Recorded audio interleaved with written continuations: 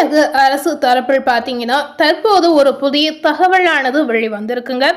இந்த தகவல் பார்த்தீங்கன்னா மக்களுக்கு பயனுள்ள ஒரு தகவலாக, மக்களுக்கு உதவக்கூடிய ஒரு தகவலாகவே நாம பார்க்கலாம்.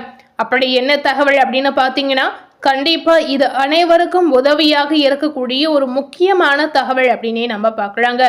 அதாவது தமிழக அரசு புதியதாக ஒரு அறிவிப்பு வெளியிட்டிருக்காங்க.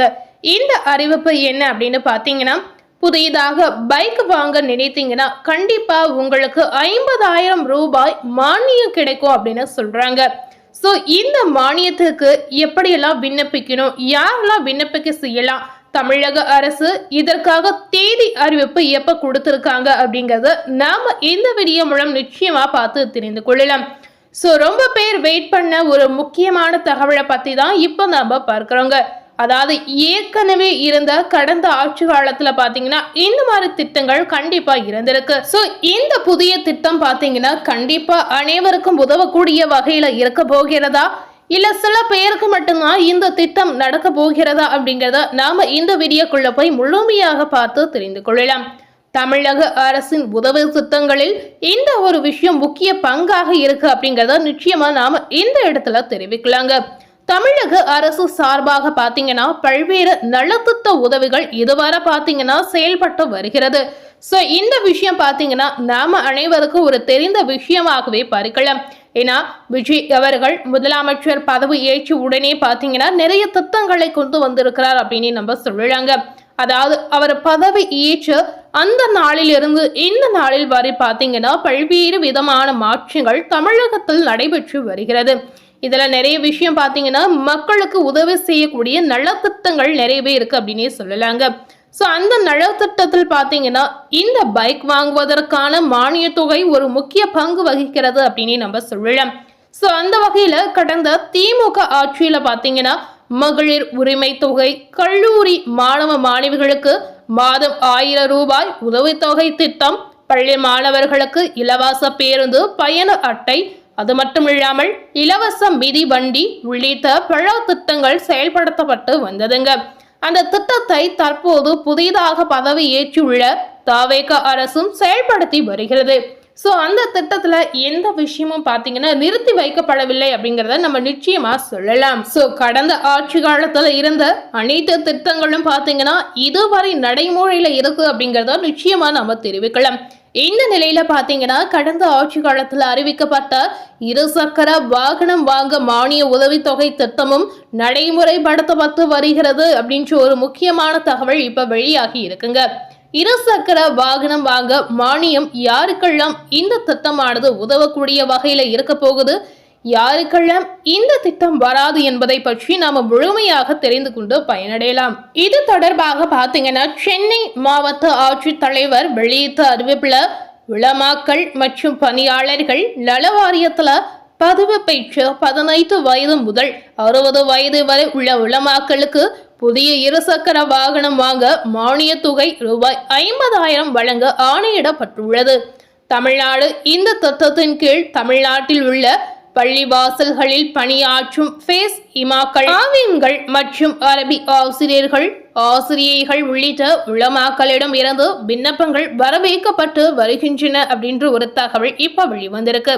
ஸோ இந்த திட்டத்திற்கு யாரெல்லாம் விண்ணப்பிக்கலாம் என்ற கேள்வி பார்த்தீங்கன்னா மக்களுக்கு எழக்கூடிய ஒரு முக்கியமான கேள்வியாகவே நம்ம பார்க்கலாம்.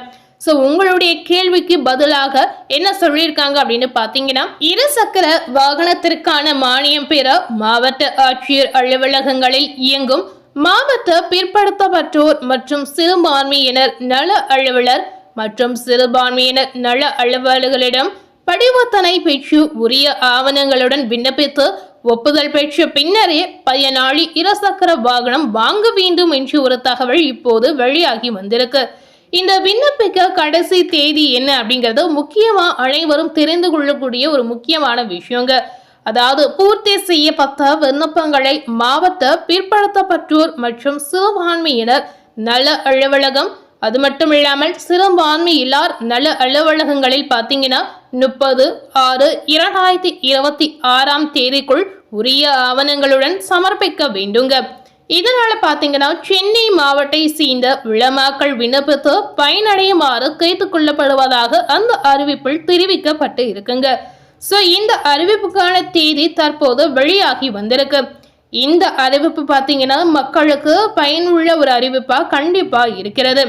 மானியம் பெற விண்ணப்பத்திற்கு முன்பாக நீங்க என்ன செய்ய வேண்டும் அப்படிங்கறத கண்டிப்பா இந்த வீடியோல தெரிந்து கொள்ளுங்க. தமிழ்நாடு அரசு பள்ளி வாசலில் பணியாற்றக்கூடிய உலமாக்களுக்கு இருசக்கர வாகனமாக 50,000 மானியம் வழங்கும் திட்டத்தை இந்த திட்டமானது அதாவது இந்த அரசியலானது செயல்படுத்தி வருகிறது. இந்த மானிய திட்டத்தின் கீழ் பாத்தீங்கன்னா பயனடைய உலமாக்கள் மற்றும் பணியாளர்கள் நல வாரியத்துல பதிவு பெற்றிருக்க வேண்டும் அப்படின்னு சொல்றாங்க. விண்ணப்பதாரர்களுக்கு பாத்தீங்கன்னா 18 வயது முதல் 60 வயது கண்டிப்பா இருக்கணுங்க. சோ அதற்கு மேலேயும் கீழேயும் இருக்கக்கூடாது அப்படிங்கறத குறிப்பாக சொல்றாங்க. இந்த இருசக்கர வாகனத்திற்கான மானியம் பெறுவதற்கு என்ன தகுதி இருக்க வேண்டும் அப்படின்னு கேட்டீங்கன்னா உலமாக்கள் மற்றும் பணியாளர்கள் நல வாரியத்துல நீங்க பதிவு பெற்றிருப்பது அவசியம் அப்படின்னு சொல்றாங்க. அதுபோலவே வயது வரம்பு இதற்கு ரொம்ப முக்கியம் அப்படின்னு சொல்றாங்க. மானிய தொகை பாத்தீங்கன்னா புதிய இருசக்கர வாகனமாக 50,000 வழங்கப்படும் அப்படின்னு சொல்லியிருக்காங்க.